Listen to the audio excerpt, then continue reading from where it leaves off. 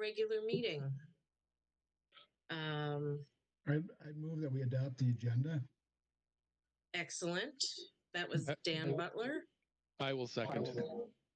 And a second by Randy. Thank you. Item number 3, approve the May 18th, 2020 minutes. I think we should take a vote on the motion. Oh, I'm sorry. That's okay. It's been a while. You want me to do a roll call vote on that? Pardon me? You want me to do a roll call vote on those motions? Sure. Thank you, Jack. EDA member Lux, Aye. EDA member Butler, Aye. EDA member Bezanson, Aye. EDA member Voss, Aye. EDA member Plaisance. Aye. With that, the motion passes. Motion carries. Thank you, Jack. Item number 3, approve the May 18th, 2020 minutes. Any discussion or anyone wish any changes or comments or discussion? Or a motion? I don't believe I can vote on that because I don't believe I was logged on to that meeting. So when it comes time to call for the vote, I'll be just abstaining. All right, so noted. We need Brian, you were at the May 18th meeting, according to the minutes. Yes. Oh, okay. It was the July meeting. You and I weren't there. Okay. I'll move for approval of the May 18th minutes as written. Do I hear a second? Second. All right. Jack, would you pick the vote? EDA member Butler, Aye. EDA member Bezanson, Aye. EDA member Voss, Aye. EDA member Plaisance, Aye. EDA member Lux. Aye.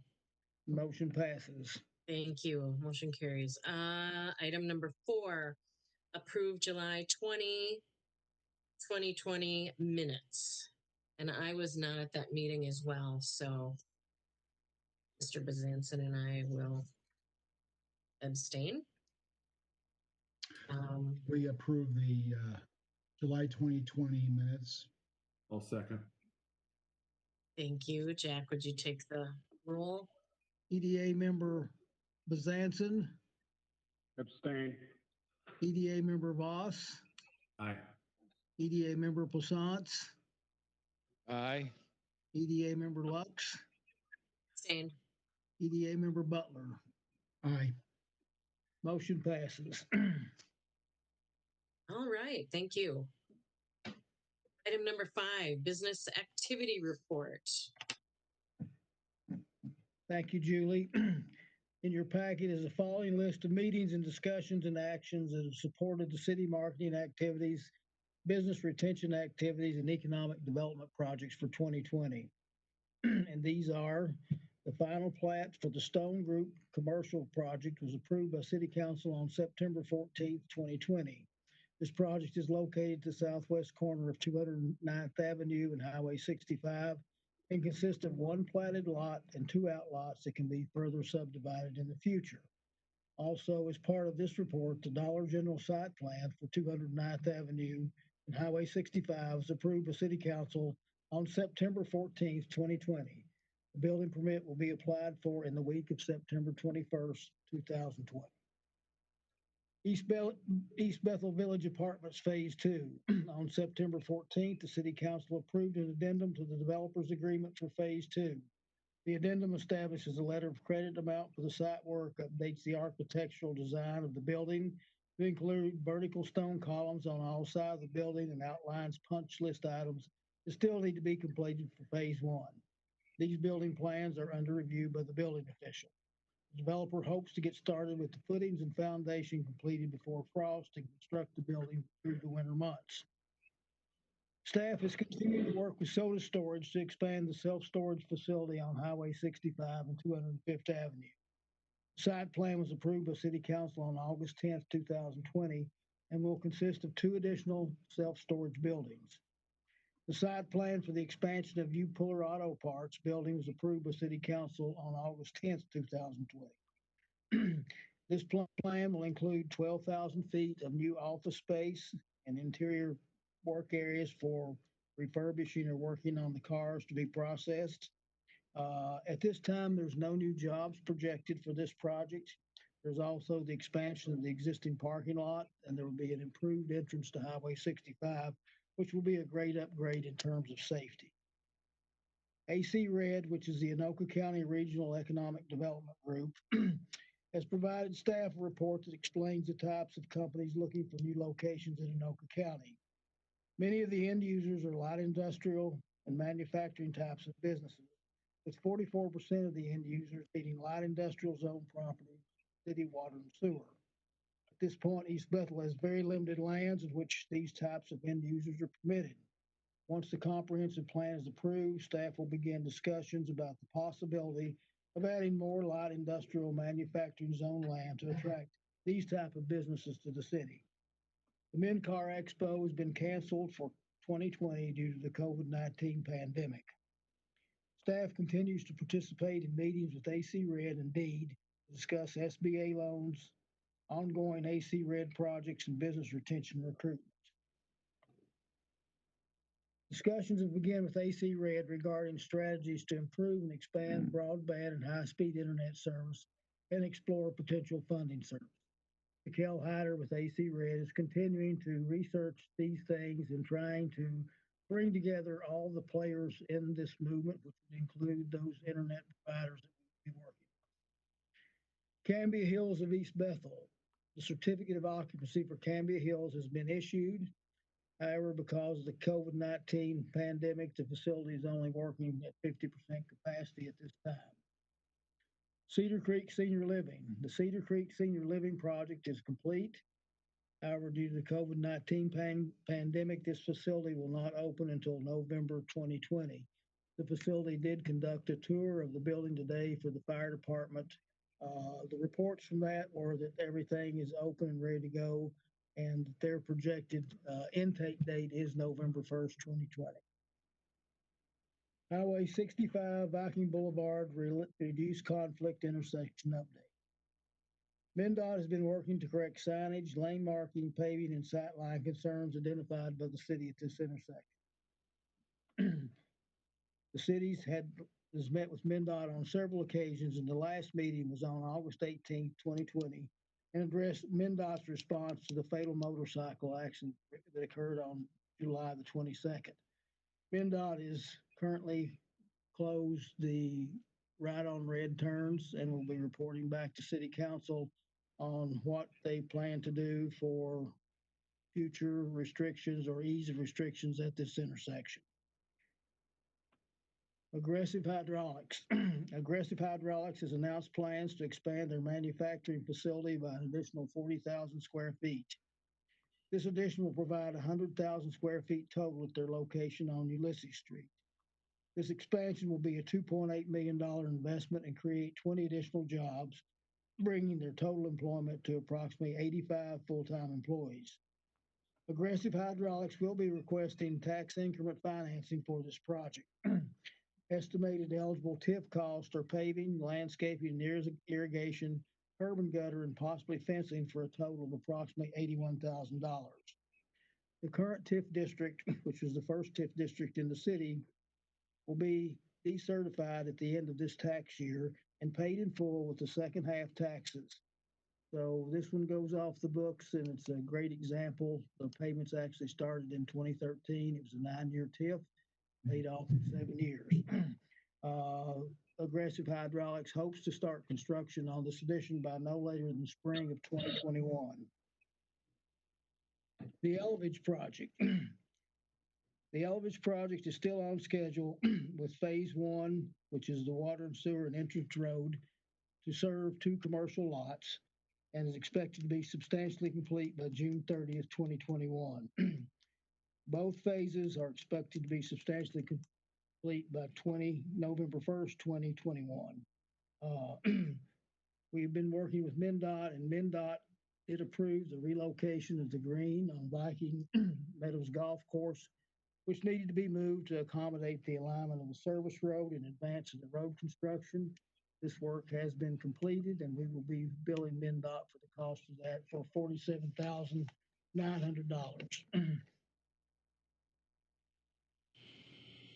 And that's the report of the activities that have been going on since we last met in July. Does anyone have any questions on any of those? Jack, I've got, go ahead. Go ahead.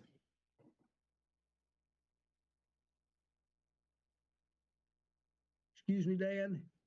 I thought Brian was trying to get in with a question. Okay. Brian? No, I've been fighting my computer and I finally got it so that I can see what I'm trying to look at here. Okay. Jack, I was wondering on the Cedar Creek opening on November 1st, do we have any idea how many people or what the expected initial occupancy is going to be for Cedar Creek? I haven't heard that yet. As you recall, this facility had 56 assisted living units and 14 memory care units. But I haven't seen what their planned occupancy is on opening date or when they expect to reach total occupancy yet. I will reach out to them and see if they can give us that information. I did talk to the developer. Oh, this was about a month ago though, so probably not super current, but they were, yep, before COVID hit, they had several reservations and they were hoping to keep all of them together, but they did indicate positive action, positive responses. So it sounded good. I don't have a exact statistic though. Apologies. I do know one of my neighbors is moving there. This is so I know one. Okay. One thing, I don't know if the EDA would be interested in it, and the facility has been reported to be first class. If anyone would like a tour or we want to try to do that virtually or as individuals, let me know and I'll see what I can do to get that set up. Thank you. Thank you. I'd be interested, but I'm questioning the timing. You know, I'm sure they don't want people through there as they start to move residents in, but Actually, I think they are taking one-on-one tours. So are they? Okay. if they're not going to move into November 1st. Sure. So. And they actually had several members of the fire department there today to go over the facility so they could review it. So I don't, like I say, if it's a limited small group, I don't think they would have any concerns with that. Sure. Okay. So if anybody has some times that they'd like to go or are available, let me know and I'll see what I can do to get it scheduled. Sounds good. So item number 6, the business assistance update. Thank you, Julie. The East Bethel City Council approved an emergency small business grant relief program on September the 14th, 2020 that utilizes CARES Act funds to provide assistance to businesses that suffered disruptions due to the peacetime emergency declaration and executive orders created to address the COVID-19 pandemic. Assistance through this program may include costs for current payroll obligations, lease or mortgage payments, utilities, accounts payable, and other critical business expenses that can't be paid as a direct result of the current health emergency. This program is subject to applicable state and local peacetime emergency executive orders. The executive of the emergency grant program is to locally approve funds to support those eligible small businesses and nonprofit that seek to reopen or return to pre-pandemic operations. All applicants must be eligible businesses with physical operations located in the city of East Bethel that have been operating long enough to demonstrate financial viability. Applicants must demonstrate that they were directly and adversely affected by COVID-19 related peacetime emergency executive orders 20-04 and 20-08, including being in an industry specifically named by these executive orders. There will be approximately $180,000 available for the grant program. Home-based businesses and nonprofits that meet eligibility funding are also included in the program.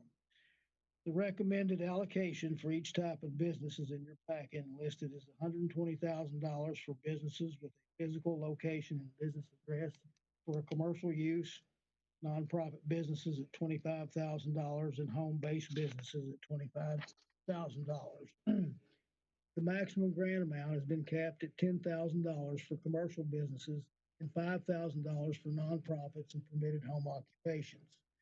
Awards will be made on funding the applications they are received or determined after the application deadline and allocated on an equal or proportionate basis based on the number of applicants. In this second way, everybody is going to receive some type of funding. Final grant award decisions will be made in consultation with the guidance and attachments 1 and 3 and the total number of grant applications. The city reserves the right to amend any criteria for eligibility as needed to best address the impact of the current pandemic.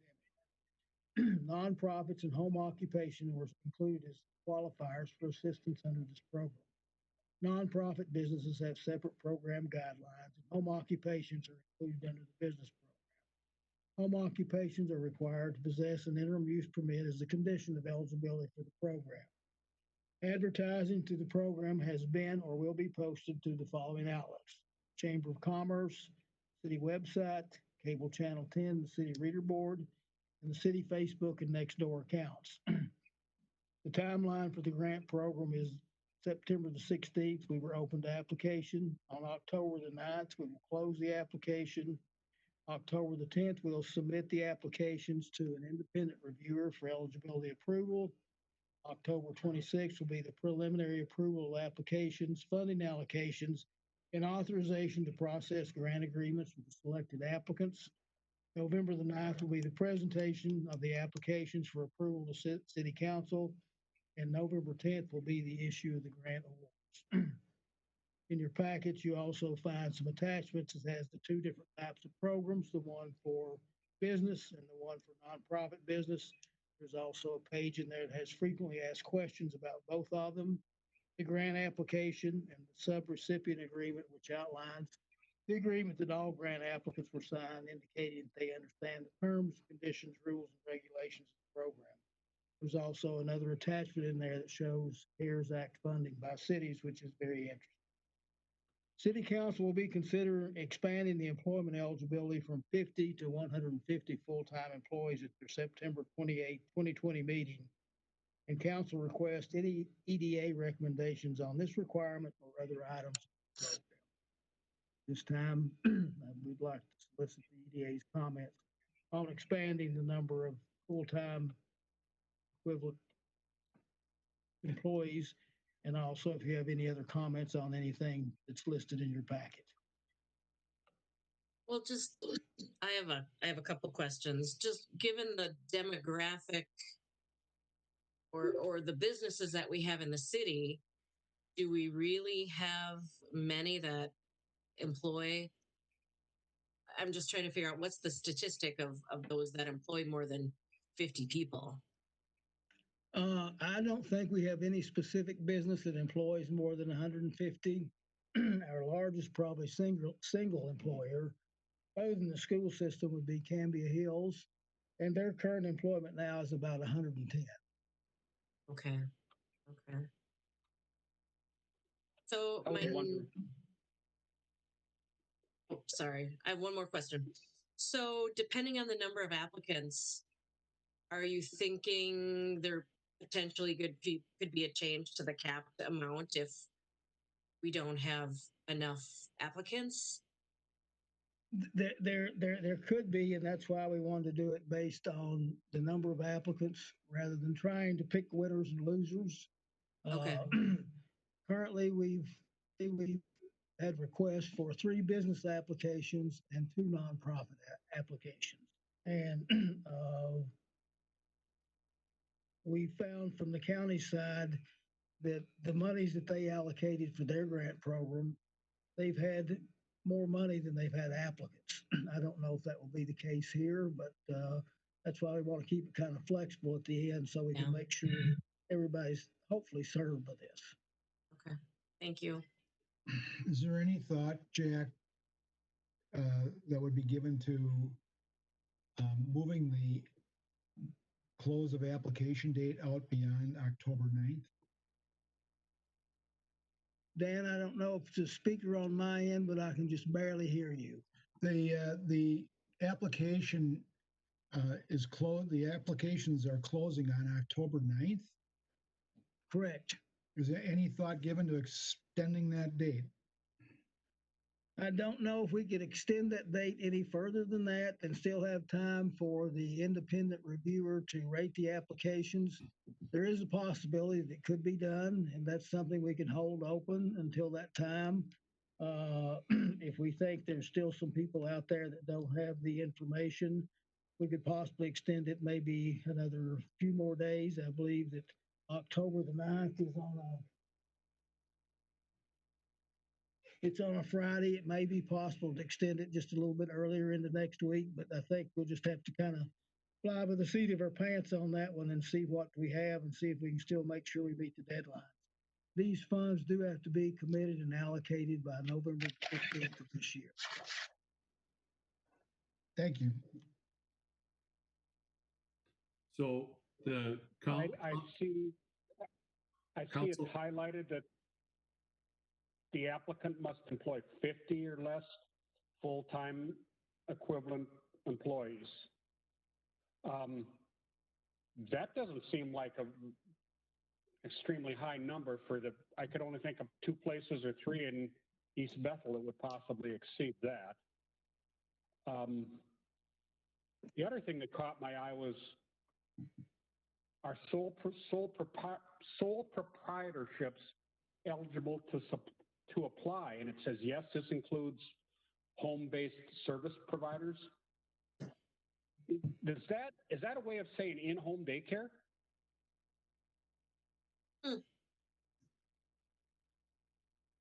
I apologize, Brian. I didn't hear that last part of your statement. I said the sole proprietorships and home-based service providers, is that basically saying that a home-based daycare provider, childcare provider for other families would be eligible to apply? That's correct. Child care providers are eligible to apply for this. Okay. The only thing is that they have to have an approved city interim use permit for their home occupation. Yeah, I mean, yes. So at council, when we discussed this, we were aware that the county had fewer applicants than they had funds, and a lot of other cities were experiencing the same. And so it's possible it could happen with us too. So council's kind of reserving to see when the applicants come in, and we can adjust those awards. What happens here in November, whatever monies we don't allocate through our program, those monies go back to the county. And the county's got about 30 days to allocate all their monies, and what they don't allocate goes back to the state. So our council's intention is to utilize as much as these funds locally as we can. So that's why we're going to change being a little more flexible on the FTEs. And again, we'll see what comes in for applications. I'm glad we're getting requests. So yeah, that's good. And so if there are any businesses that are listening tonight,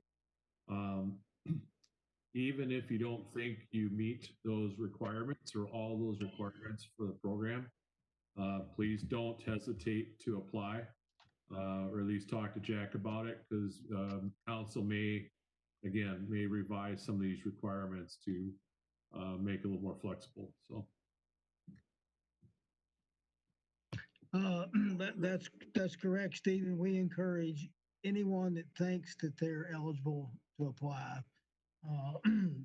The eligibility things will be sent to Ellers, and they will do the review applications to make sure that all the applicants meet the program guidelines. So even if you don't know, send your application in. So I have a question that's not directly related, but is somewhat related. Did council consider applying for the CARES Act funds if any upgrades or improvements or enhancements for COVID were needed for the city hall building, such as automated openings and other items, door openers, etc.? Yes, we did. That was the first thing that was done, was to improve existing facilities at the fire department and city hall. At City Hall, we've done things to improve air circulation and put some ultraviolet lights in here to treat that circulated air. The fire department had several things done, primarily in terms of getting the necessary gear to respond to these COVID-19 incidents that are reported in. During this whole thing, we've taken every call as a potential COVID-19 response. And so for that reason, many of these dollars were eligible to be spent in that direction. Good. I was just curious. Thank you. Jack, what was our allocation again? What was our allocation? $906,000. So we spent a good deal on, municipal expenses related to COVID. That's correct. And in terms of that, what we proposed is a set aside for the business relief grants. There could be some potential additional funding in there. We do have some monies that are built in to make sure we're covering all those other costs. But we could have another $20,000 or $30,000 we could allocate business relief grant assistance. Jack, one of the things I'm looking at is the city website and the chamber. I'm looking at the city website and the Chamber of Commerce websites. The city website has a CARES Act grant, and you have to drill down from the home to doing business to EDA to the CARES Act grant. If they could move that up so that it's more prominent and easier to find on the city website, and also if we could communicate with the chamber website so they could even have a link to that from the city website, I think it would be a good idea. Dan, I got my speaker fixed. You probably heard it. I'm meeting with the Chamber of Commerce in the morning at their board meeting, and we're going to give them all the application information, the grant program eligibility information, and they're going to go ahead and put that information on their website and send that out to their members. I think that was what your question was, wasn't it? Well, that plus the fact that in order to find it on our website, you have to drill down 4 times from home to doing business to the economic development to the CARES Act grant. If we could put the CARES Act grant on the landing page above the fold, I think that would be a good idea. Actually, it should be on the bottom page on the news flash now. I don't know if you've looked lately.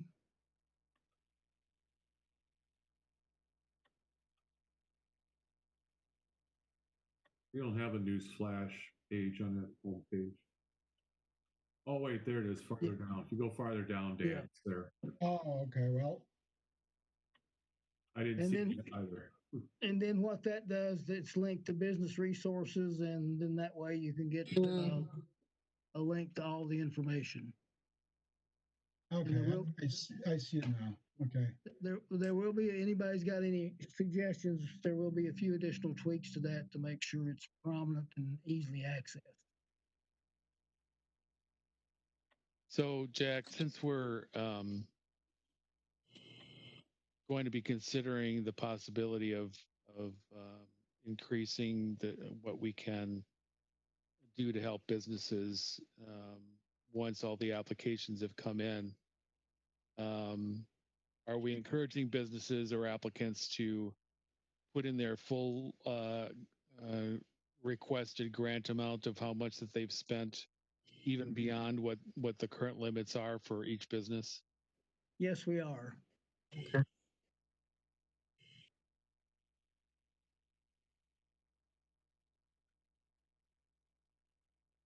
Great.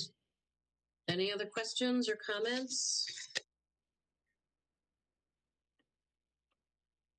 All right. Thank you, Jack. Welcome. And no action required on this. This is just informational. That's correct, unless you have a specific recommendation to make as an EDA board.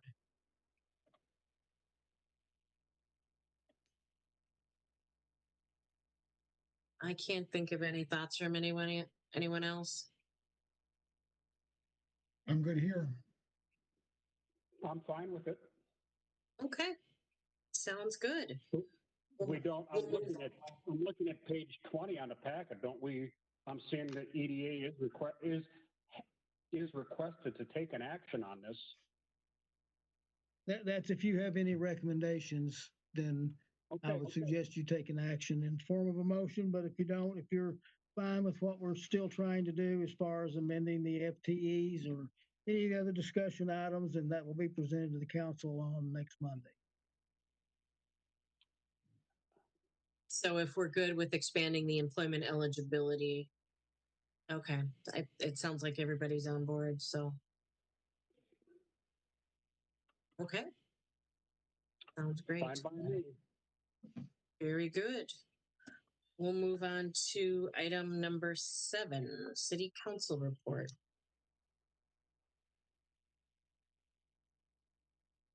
Matt. Randy, you want to present that or?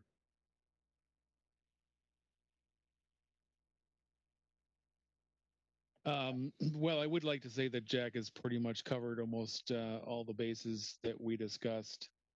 I don't have anything to add to the business report, although I would like to mention that the city now has, or the Chamber of Commerce has set a date for the Meet the Candidates on October 8th, and that there will be 2 different sessions. One will be for the mayoral candidates, and then at 6:30, and then there will be another for the city council applicants starting at 7:30. So I just want to let everybody know that that's going to be coming up here on October 8th. Thank you. And will that be a Oh, sorry, go ahead. Is that a virtual meeting? Yes, they're setting this up as a virtual meeting, and it's going to have a moderator who is going to be asking the questions. We had discussed this quite a bit as how to set this up, and one of the concerns is that we just don't have a facility large enough in order to get guests to come into the council chambers. Yep, yeah. and keep the COVID requirements in place. And I've had 1 or 2 questions about that as well, and that's basically the answer. Is we just don't have, we can't safely encourage guests to come in as much as we would like to maybe create some more questions for the candidates. So. And is that information going to be posted on the website, or where will people find out about that? I will also have a discussion tomorrow at the chamber meeting to see what they want us to put on their website. It will be on the chamber website, and I'm sure that we will have something. I don't know exactly what form and the language they want us to use, but we will have something up on our website probably beginning tomorrow evening. And we'll also be able to announce that through all of our other media channels and outlets. I think a notice came out from Carrie, as an update from the city on what was going on. Because I remember seeing the 6:30 to 7:15, and then the 7:30 to 9:45 time frames. Yeah, I think we sent one out about the rules for the discussion and the questions, and that those times were included. And again, the reason we're breaking it up into 2 sessions too is for the COVID-19. We only have space for 7 people at microphones that we can do the social distancing. So For that reason, it'll be in the two sessions with the mayoral candidate separate from the council. Okay. Sounds good. I have a quick question that's not on the agenda. I was just taking a look at the website. Is this an appropriate time to ask about that? Absolutely.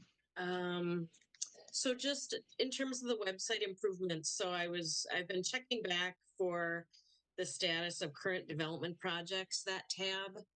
Is there any thought as to when that's going to be developed? And then also checking back, are we going to have a link on available properties within the city like we used to have? I wasn't aware that those hadn't been filled in, but I will start on that tomorrow. Make sure we get started on that and restore that, especially that links to available properties. I think that's very essential for people looking, and start doing those other things too that start actively promoting our economic development efforts on the website. And if you're interested, there's a free, you know how we used to have links to MinCar? Or I think we went to, actually, does our link go through AC Red? I think it does now. Yeah. There's a free website out there that is really kind of leapt ahead of LoopNet and some of the other sites. And there are a lot of properties on there because it's a lot more reasonable than some of the other listing websites. And it's called Crexi, CREXI. And it's free to look on. You can get a free logon, and there's a lot of information on there. We will check that out, Julie. Yeah, I could connect with Kel too and let her know. Okay, what I may do is just have Stephanie and Jaquel get up with There you go. And then we can see what we need to do to get some presence on there. One other thing I'd like to add about the Meet the Candidates meeting, again, that will be aired live on cable channel 10 and on our YouTube site, and it will be available for replay on the website on an on-demand basis. Great. Well, that brings us to the end of our agenda. If there's no further questions or comments, I'll take a motion to adjourn. So moved. Second. And Mr. Davis, would you take the roll? EDA member Lux. Aye. EDA member Butler. Aye. EDA member Bazanson. Aye. EDA member Voss. Aye. EDA member Plaisance. Aye. Motion to adjourn carries. All right, we are adjourned. Good night, everyone. Thank you. Good to see everybody. Same here. Thank you. Bye. Aye. Bye.